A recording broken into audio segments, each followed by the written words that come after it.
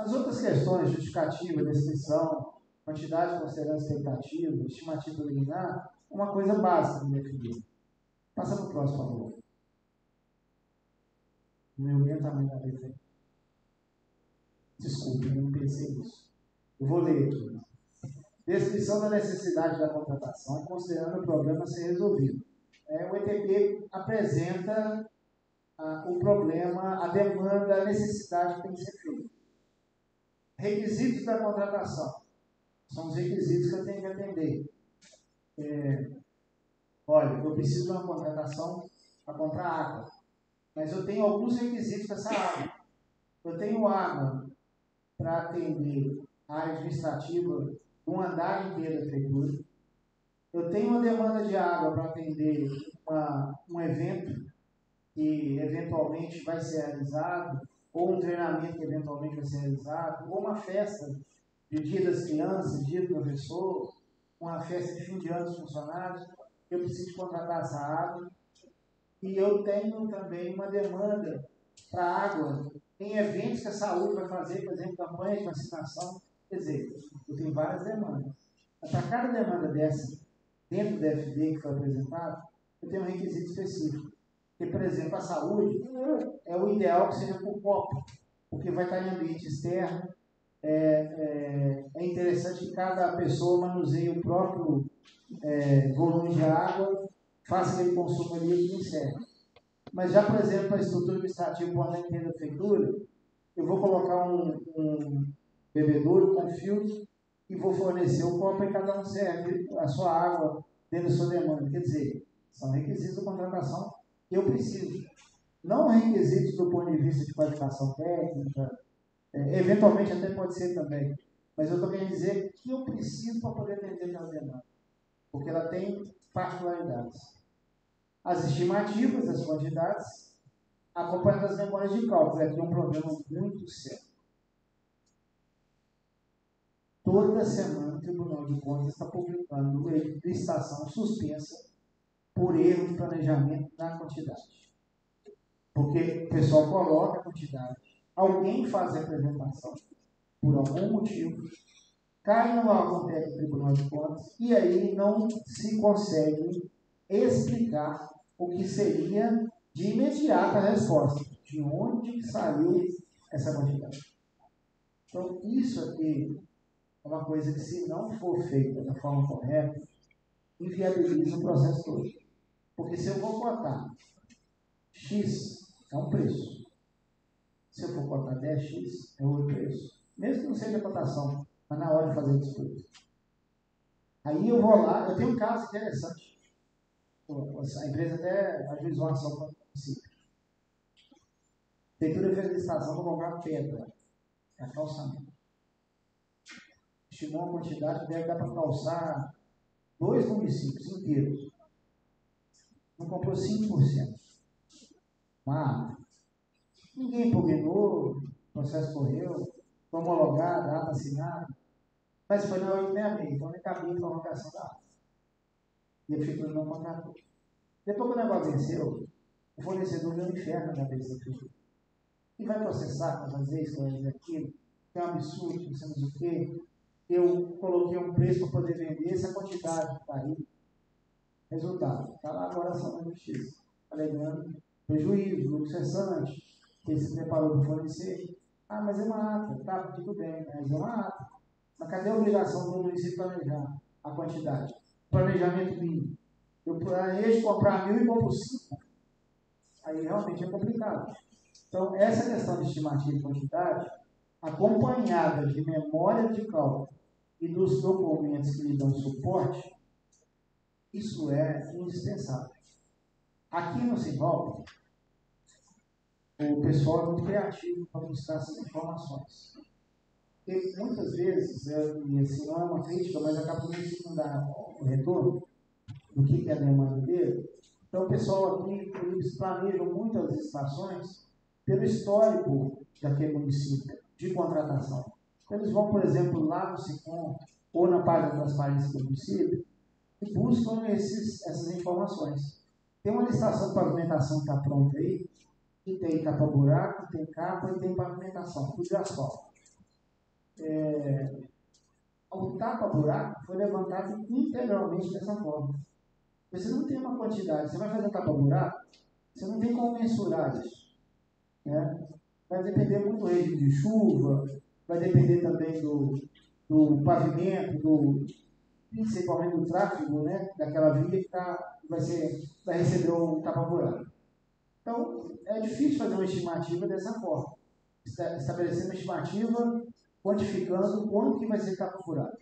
Mas, por outro lado, se eu pegar um histórico que foi feito aqui, pegou de 1 a 2 anos, eu não lembro, o que o município gastou com tapa-buraco em tal ano? Não o valor, não a quantidade, mas o valor financeiro, para poder aí estabelecer uma limitação. Então, é uma forma de você ter a memória de cálculo e os documentos que lhe dão suporte. Só que não pegou isso no município, pegou de vários. Pegou de tapa-buraco, pegou de pavimentação. Pegou também foi lá no local, levantou para o município, teve um engenheiro que foi. Ou seja, eu tive uma combinação de fontes, nesse caso específico, de pavimentação. Então, é muito comum, principalmente na Secretaria de Obras, quem é da área de obras? Entende? O pessoal da área, mas assim, isso é mais a parte de execução de obras. Eu estou falando mais da manutenção. O pessoal da área de obras, da prefeitura, da manutenção, prédio público, rede de esgoto, rede industrial, quer dizer, da manutenção na cidade, como um todo, como infraestrutura, eles têm um hábito de colocar tudo que eles podem pensar, às vezes é que não gastou. E com uma tendência de colocar uma quantidade grande também. Aí, a hora que você pega a lista final, você põe preço naquilo, dá 10 milhões de reais. O município tem 6 mil habitantes. Aí você vai lá na contabilidade, na transparência, e pega o valor que o município gastou com material de construção. Deu 10, mas na hora que você pega lá, gastou 1 milhão, 2 milhões de reais. Está bem desproporcional. Então, essa questão aqui, ela tem que ser guardada. Ela é muito importante. Memória de cálculo.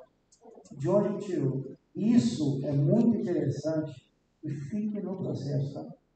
Porque se o Tribunal de Contas funcionar, já está lá. Eu estou dizendo isso porque aconteceu recente, ano passado, uma licitação para alugar máquina. Tinham 22 participantes nessa licitação, consórcio. Estimativa da licitação era pouco mais de 200 milhões de reais. Uma licitante que já tinha ficado de fora na qualificação, nos lances, ela tinha ficado em oitavo, no lugar, ela foi lá representando o Tribunal de Contas, falando que era isso, aquilo, pegou um monte de coisa. As coisas que a empresa questionou, o consórcio respondeu tranquilo. Só que a hora que o pessoal do Tribunal de Contas pega no final, eles não se restringem apenas ao que foi alegado. Eles fazem pente fino e fazem com lupa. Aí, pensaram duas coisas no processo. Cadê a estimativa das quantidades? E cadê a cotação de preço? Negativo. A cotação de preço conseguiu resolver, porque tinham 78 páginas de cotação de preço demonstrando de onde tinha tirado. Eles aceitaram. Mas a quantidade foi assim, uma coisa horrível, literalmente. Eu ajudei a fazer o levantamento nos municípios, pelo sistema Sicom. Dos 200 e tantos milhões de reais que estavam lá, os municípios não tinham gasto no ano anterior nem 20 milhões. E não é que o consórcio não tenha feito um estudo. Tem um documento no processo de cada município, falando da quantidade que queria de cada máquina. Só que lá no município, eles não olharam, eles só colocaram lá a quantidade de pronto e acabou. Quando o consórcio foi no município, me dá esse levantamento, aí a maioria falou, não, eu fiz aqui, estimando aqui, tipo assim, eu não fiz uma coisa precisa. Aí eu vou trazer isso aqui, sendo o consórcio, a equipe de contratação, e sendo o município a secretaria. Não adianta a secretaria pegar uma coisa assim, mais ou menos, né? Tem que ter critério e tem que ter informação correta.